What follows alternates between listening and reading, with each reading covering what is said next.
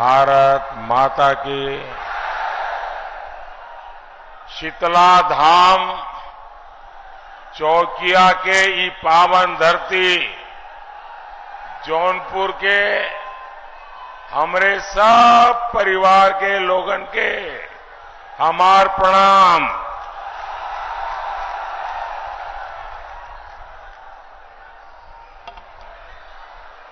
आपका ये आशीर्वाद, आपका ये स्नेह ये दिखाता है कि यूपी में इंडी गठबंधन वालों के लिए एक सीट भी जीतना मुश्किल कर दिया है आप लोगों ने।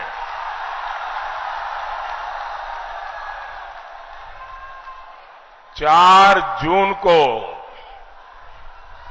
जौनपुर में इतनी इमरती बटेगी कि सारे रिकॉर्ड टूट जाएंगे। भाइयों और बहनों, ये चुनाव देश के प्रधानमंत्री चुनने का अवसर है। अब ऐसा प्रधानमंत्री जो एक दमदार सरकार चलाए, जिस पर दुनिया रौब न जमा सके, लेकिन वो भारत के दमखम से दुनिया को परिचित करवाए। इसलिए जब आप जौनपुर से हमारे कृपाशंकर जी को वोट देते हैं, मछली शहर से बीपी सरोज जी को वोट देते हैं, तो आपका वोट दमदार सरकार बनाता है। आप इनको जो वोट देंगे वो वोट सीधा सीधा मोदी के खाते में जाएगा। बैठिए भैया, बैठिए सरोज जी। और दमदार सरकार कैसे काम करती है, ये आपने काशी में देखा है। ये आप अयोध्या में होते देख रहे हैं। पहले लोग विकास की बातें करते थे तो चर्चा कभी दिल्ली की होती थी, कभी मुंबई की होती थी। अब देश और दुनिया काशी की भी चर्चा करता है, अयोध्या की भी चर्चा करता है।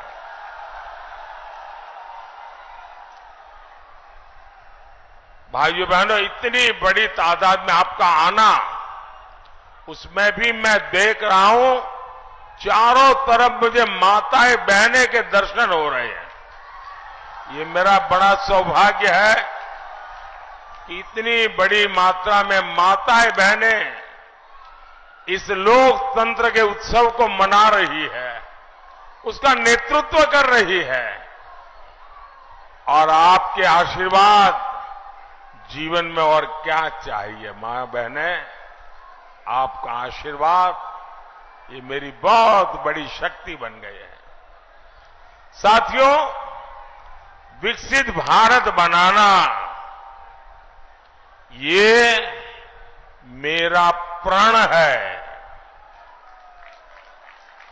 और विकसित भारत का ग्रोथ इंजन पूर्वांचल होगा, पूर्वी भारत होगा। इसलिए जब मैं एक्सप्रेसवे बनाता हूं तो जौनपुर वालों को बड़ा लाभ होता है। जब मैं बनारस के हवाई अड्डे को अपग्रेड करता हूं तो भी यहां के लोगों को फायदा होता है। ये पूरा क्षेत्र हेल्थ और एजुकेशन, शिक्षा और स्वास्थ्य का एक बड़ा मजबूत हब बन रहा है। आने वाले 5 सालों में मोदी योगी पूर्वांचल की तस्वीर और तकदीर दोनों बदलने वाले हैं। साथियों, जौनपुर तो देश को आईएएस, आईपीएस देने वाला जिला है।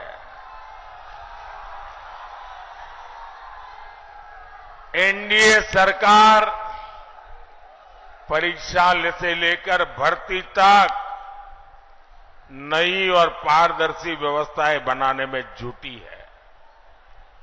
पहले केंद्र सरकार के ग्रुप सी, डी की भर्तियों में इंटरव्यू होते थे। मोदी ने खत्म कर दिया ताकि युवाओं को बेवजह की परेशानी न हो, पारदर्शिता के साथ उनका चयन हो। राष्ट्रीय शिक्षा नीति में भी हमने बड़ा फैसला लिया। मेडिकल और इंजीनियरिंग की पढ़ाई पहले सिर्फ अंग्रेजी में होती थी। अगर आपका बच्चा स्कूल में अंग्रेजी में पढ़ा है तभी उसको आगे जाने का कोई खिड़की खुलती है। अब मुझे बताइए भाई, एक गरीब मां का बेटा, गरीब मां की बेटी बच्चे को अंग्रेजी पढ़ाने कहां जाएगी? अंग्रेजी पढ़ाने के पैसे कहां से लाएगी? तो क्या मेरा दलित का बेटा डॉक्टर नहीं बनेगा क्या? मेरे पिछड़े का बच्चा डॉक्टर नहीं बनेगा क्या? और इसलिए भाइयों बहनों, मैंने तय कर लिया, अब डॉक्टर बनना है, इंजीनियर बनना है तो आप अपने गांव की भाषा में पढ़ करके आएंगे तो भी डॉक्टर बनेंगे, इंजीनियर बनेंगे। अब गरीब मां का बेटा भी डॉक्टर बनेगा, गरीब मां की बेटी भी डॉक्टर बनेगी, इंजीनियर बनेगी। अब हमने हिंदी में पढ़ाई और हिंदी में परीक्षा, ये रास्ता खोल दिया है। लेकिन आप जानते हैं कांग्रेस और इंडी गठबंधन इसका भी विरोध करते हैं। ये लोग आपके बच्चों का उज्जवल भविष्य नहीं चाहते। साथियों, भाजपा युवाओं की आकांक्षाओं को समझती है, उनके लिए काम करती है। ये भाजपा है जिसने मेडिकल की परीक्षा में ओबीसी आरक्षण लागू किया। हमने सामान्य वर्ग के गरीबों को भी 10% आरक्षण दिया। पेपर लीक माफिया के खिलाफ सख्त कानून की मोदी सरकार ने बनाया है। ये हमारी सरकार है जो हर जिले में मेडिकल कॉलेज बना रही है।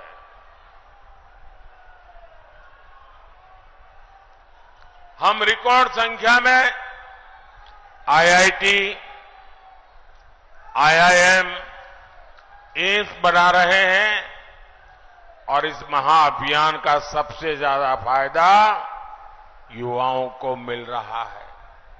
भाइयों और बहनों, इस चुनाव में देश के सामने 2 मॉडल है। एक तरफ हम लोग हैं मोदी है, भाजपा है, एनडीए है। हम लोगों का रास्ता क्या है? हम लोगों का रास्ता है संतुष्टिकरण। हर किसी को संतुष्ट करना, संतोष देना। और दूसरी तरफ सपा हो, कांग्रेस हो, घमंडिया गठबंधन हो, उनका मॉडल है तुष्टीकरण, अपीजमेंट। देश में जब सपा कांग्रेस का तुष्टीकरण मॉडल चलता था तो सिर्फ और सिर्फ कुछ परिवारों का ही लाभ हुआ। सामाजिक न्याय पर, उस नाम पर गरीब, दलित, पिछड़ों के साथ छल हुआ है, छल, अपराध हुआ है। कच्चे घर, गंदा पानी, खुले में शौच, न जाने कितने अपमान, बिजली, गैस का अभाव। जरा कोई इस बच्चे से फोटो ले लीजिए, उस बच्चे को इतने प्यार से आया है। बेटे थोड़े आगे आ जाओ तुम, बेटा आगे आ जाओ थोड़ा। जरा एसपीजी वाले आप उसको बेचारे को परेशान मत करो। देखिए कितना बढ़िया स्केच बना के लाया है। वाह, खुद बनाते हो बेटा, खुद बनाते हो? हैं? तो अच्छा, पीछे तुम्हारा नाम लिखा है? पीछे तुम्हारा नाम पता लिखा है? हाँ, तो मैं चिट्ठी लिखूंगा तुझे।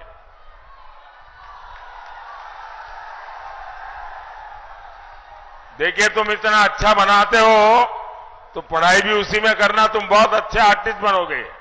करोगे?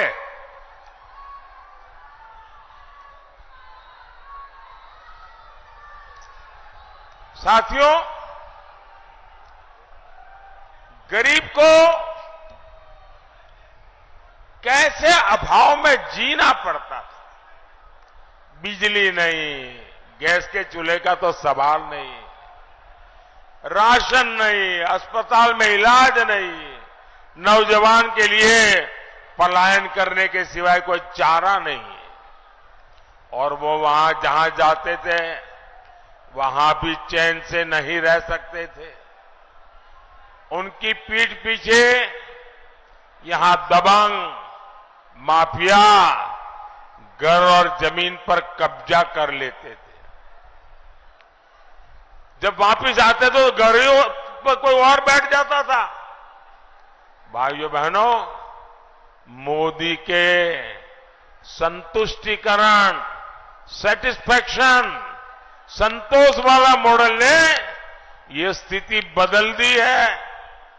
यूपी में भाजपा ने जमीन माफिया, ये जो उद्योग चल रहा था ना, जमीन माफिया की कमर तोड़ दिए, कमर।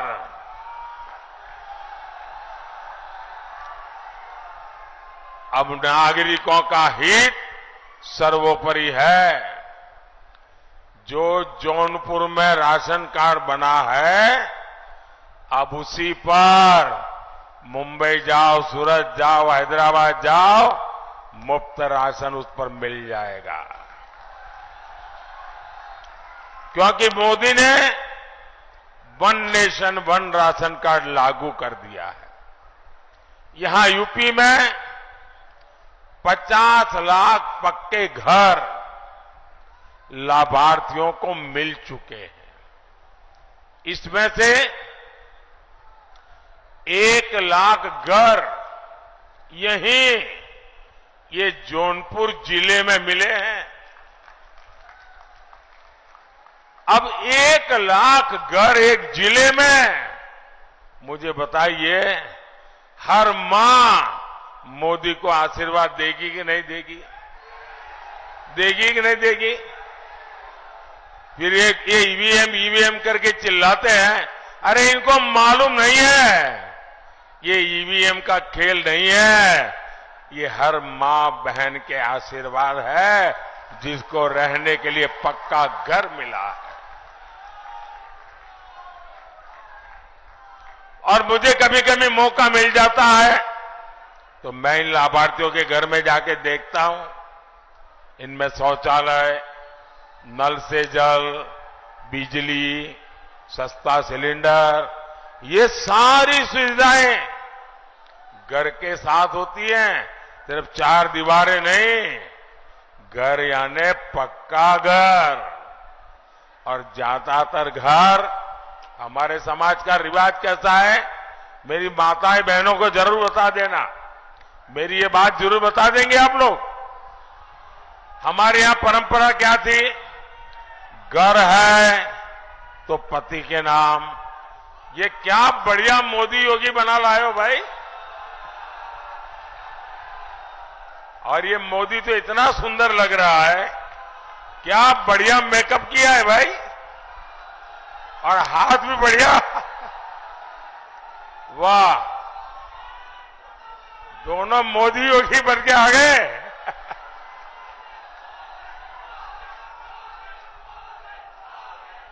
शाबाश शाबाश, बहुत बढ़िया किया आपने। देखिए सब अखबार वालों की नजर मेरे से हट गई, आप पर आ गई। बढ़िया है, वाह, ये मोदी को तो हाथ हिलाना भी आ गया है।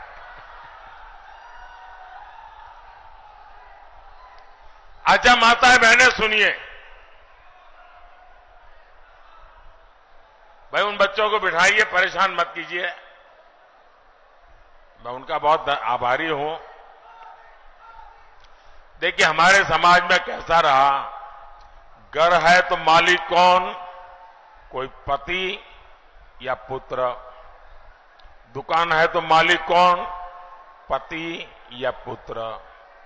गाड़ी लाए तो मालिक कौन, पति या पुत्र। खेत है तो मालिक कौन, पति या पुत्र। हमारी माताओं बहनों के नाम पर कुछ नहीं। ये मोदी ने कह दिया नहीं चलेगा, और इसलिए मोदी जो घर देता है ना, वो महिलाओं के नाम पर देता है। और मैंने तो तय किया है, मैं 3 करोड़ लखपति दीदी बनाने वाला हूं। 3 करोड़ लखपति दीदी। और मैं आपको एक और गारंटी दूंगा, जिनको अभी घर, गैस, पानी का नल नहीं मिला है, मेरा एक काम करोगे आप लोग, हाथ ऊपर करके सबके सब बताओ तो बोलूंगा। मेरा एक काम करोगे, पक्का करोगे, जरा हाथ ऊपर करके बताइए। मेरा एक काम करोगे। देखिए इस चुनाव में आप जहां जहां जाएंगे, और हो सकता है किसी गांव में एक आध दो परिवार ऐसे मिल जाए जिनको अभी पक्का घर नहीं मिला है, किसी को नल से जल नहीं मिला है, किसी को गैस का कनेक्शन नहीं मिला है, तो उसका नाम पता लिख करके मुझे भेज दीजिए। और उसको कह देना कि मोदी जी ने गारंटी दी है कि 4 जून के बाद जब तीसरी बार सरकार बनेगी तो जिनको अभी घर मिला नहीं उनको मिल जाएगा, जिनको गैस नहीं मिलेगा मिल जाएगा। ये मेरा काम करोगे, मुझे सबको देना है, क्योंकि मेरे लिए तो ये माताओं बहनों की पूजा है, भक्ति है मेरी। ये भक्ति मैं करूंगा और प्रसाद में चढ़ाऊंगा उनके लिए पक्का घर। ये मेरी भक्ति है। साथियों, अब मोदी ने और एक काम तय किया है। मैंने तय किया है कि आपका जो बिजली का बिल है ना घर में, अब मोदी ने बिजली तो दी, लेकिन लोग आके भड़काते हैं, देखो बिजली दी क्या मिला, इतना बिल दिया मोदी ने। तो अब मैंने कह दिया है, अब मोदी ने बिजली तो दी, अब बिल भी मुझे 0 करना है।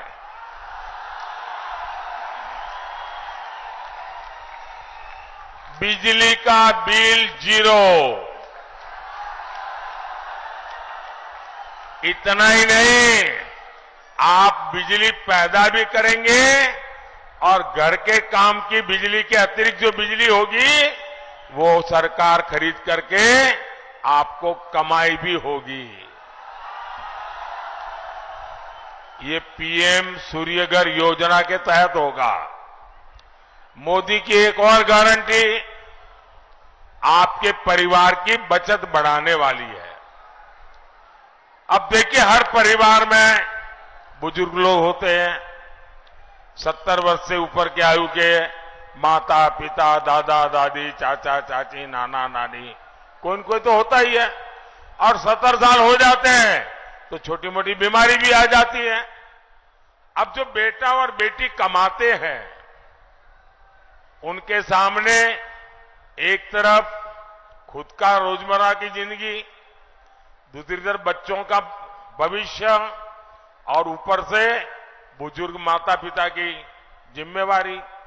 और उसमें भी अगर कोई बीमारी आ गई तो वो परिवार बेचारा तबाह हो जाता है। कितना ही मेहनती बेटा हो, कितनी मेहनती बेटी हो, लेकिन बीमारी परिवार में मुसीबत कर देती है। तो मोदी ने की एक और गारंटी, आपके माता पिता, दादा दादी, चाचा चाची, नाना नानी अगर वो 70 साल से ऊपर के हैं तो उनके इलाज की चिंता आप नहीं, ये मोदी करेगा, आपका बेटा करेगा। और इससे आपका जो पैसा बचेगा उससे आपको अपने बच्चों का भविष्य बनाना है, बनाएंगे। भाइयों बहनों, एक तरफ मोदी संतुष्टिकरण से सच्चा सामाजिक न्याय देने में जुटा है, तो वहीं सपा कांग्रेस का इंडी गठबंधन तुष्टीकरण के गर्त में गिरता चला जा रहा है। वोट बैंक की राजनीति से ऊपर नहीं उठता है। आए दिन कभी छिप करके, कभी खुलेआम हिंदू मुसलमान 70 साल से यही खेल करते रहे। अब मुझे बताइए भाइयों, इस देश को 500 साल के इंतजार के बाद, 500 साल के इंतजार के बाद राम मंदिर मिला कि नहीं मिला? आपको आनंद हुआ कि नहीं हुआ? गर्व हुआ कि नहीं हुआ? पूरा देश खुश है, दुनिया में रहने वाला हर हिंदुस्तानी खुश है, लेकिन ये परिवारवादी गालियां दे रहे हैं, गालियां। सपा के शहजादे, उनके एक चाचा, वो तो राम मंदिर को कहते हैं बेकार है, बेकार। ये सपा के शहजादे काशी का मजाक उड़ाते हैं। साथियों, अपने वोट बैंक को खुश करने के लिए ये लोग हर हद पार कर रहे हैं। अब मुझे तो हैरानी है, 21वीं सदी और ये 3 तलाक का झंडा लेके घूम रहे हैं। ये माताओं बहनों के साथ जुल्म हो रहा है, ये समझने को तैयार नहीं। क्यों? वोट मिलता है। ये आर्टिकल 370 जो हटाया हमने, देश का संविधान पूरे देश में लागू किया, अब कहते नहीं, हम 370 की दीवार फिर से बना देंगे। ये धर्म के आधार पर देश में आरक्षण की वकालत करते हैं। ये देश का संविधान बदलकर एससी, एसटी, ओबीसी को जो आरक्षण मिला है उसका हक छीनना चाहते हैं, डाका डालना चाहते हैं। और ये काम उन्होंने कर्नाटक में कर दिया। वहां उन्होंने क्या किया, वहां जितने मुसलमान थे कर्नाटका में, कितने ही सुखी हो, संपन्न हो, पढ़े लिखे हो, उन्होंने रातों रात सभी मुसलमानों को एक हुक्म करके ओबीसी बना दिया। ऐसे क्या हुआ, जो ओबीसी को आरक्षण मिला था उसमें बहुत बड़ा डाका डाल दिया। रातों रात आरक्षण का 2 हिस्से हो गए, एक हिस्सा उनके पास चला गया और बाकी जो इतने सालों से ओबीसी का आरक्षण था वो बेचारे रोते रह गए। और ये पूरा मॉडल पूरे देश में लागू करना चाहते हैं। भाइयों बहनों, मैं भी आप ही के बीच में से निकला हूं। क्या मेरे जीते जी ये कर पाएंगे क्या? मेरे जीते जी ये ओबीसी का आरक्षण छीन पाएंगे क्या? मेरे जीते जी ये एससी का आरक्षण छीन पाएंगे क्या? मेरे जीते जी एसटी का आरक्षण छीन पाएंगे क्या? भाइयों बहनों, मैं जिंदा हूं ना, तब तक मैं इनको ये राजनीति नहीं करने दूंगा। अब आपने सुना होगा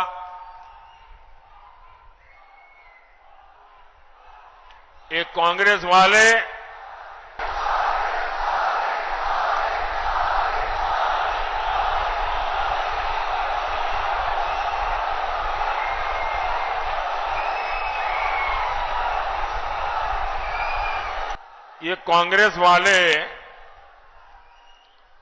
एक एक्सरे मशीन लाए, एक्सरे मशीन। जरा उससे सावधान रहने की जरूरत है।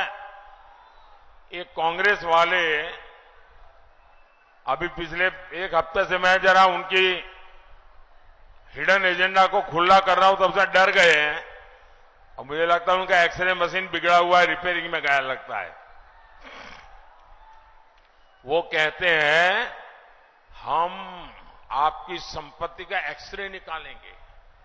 आपके पास शादी करके आए तो आपके पास कितना सोना था, कितने गहने थे, आपके पास मंगलसूत्र था कि नहीं था, बैंक में कुछ पैसा पड़ा है कि नहीं पड़ा है, खेत खलिहान कितना है, गाड़ी वाड़ी व्यापार वगैरह कुछ। बोले हम सारा एक्सरे निकालेंगे और आपकी आवश्यकता से ज्यादा है वो हम छीन लेंगे। मुझे बताइए, आपको छीनने देंगे क्या? आपका खेत खलिहान छीनने देंगे क्या? आपका मंगलसूत्र छीनने देंगे क्या? आपके गहने छीनने देंगे क्या? भाइयों बहनों, इनका तो इरादा है कि अब आपके पास जो है ना, वो मरने के बाद आप अपने बच्चों को नहीं दे सकते हैं। बताइए, हमारे देश में हर मां बाप जीवन के आखिर में चाहता है कि मेरे पास कुछ ज्यादा हो ताकि मैं बच्चों को दे करके जाऊं। ये कहते हैं मरने के बाद आप अपने बच्चों को नहीं दे पाएंगे, आधे से ज्यादा सरकार ले लेगी। क्या आप लेने देंगे क्या? भाइयों बहनों, ये सपा कांग्रेस के खेल खतरनाक है। शहजादों की नीति खतरनाक है। वो आप यहां आपसे वोट मांगने हैं और दक्षिण भारत में जाकर के उत्तर प्रदेश के लोगों का अपमान करते हैं, गालियां देते हैं। उत्तर प्रदेश के लोगों के लिए अनाप शनाप भाषा बोलते हैं वो। ये लोग सनातन धर्म को गालियां दिलवाते हैं। इनके साथ ही डीएमके के लोग हो, केरल में लेफ्ट के लोग हो, कर्नाटक और तेलंगाना कांग्रेस के लोग हो, जब वो दल यूपी के लोगों को गालियां देते हैं तो सपा कांग्रेस वाले अपने कान में रुई डाल देते हैं। क्या यूपी के लोगों को गाली देने वाले इंडी गठबंधन को आप माफ कर देंगे क्या? हम उत्तर प्रदेश के लोगों को गाली देने वालों को माफ कर देंगे क्या? साथियों, विकसित भारत के लिए हमें भाजपा को जिताना है, हमें भारत को मजबूत बनाना है। ये बतावा हम यहां से जीत के लिए आश्वस्त हो के जाए ना। बोला, अरे फिर से बोला। मछली शहर में भी कमल के फूल खिली ना, बोला खिली ना। यही जोश है जिसके चलते फिर एक बार देश कह रहा है, फिर एक बार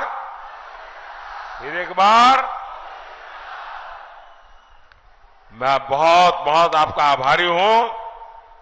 मेरे साथ बोलिए भारत माता की, भारत माता की। बहुत बहुत धन्यवाद।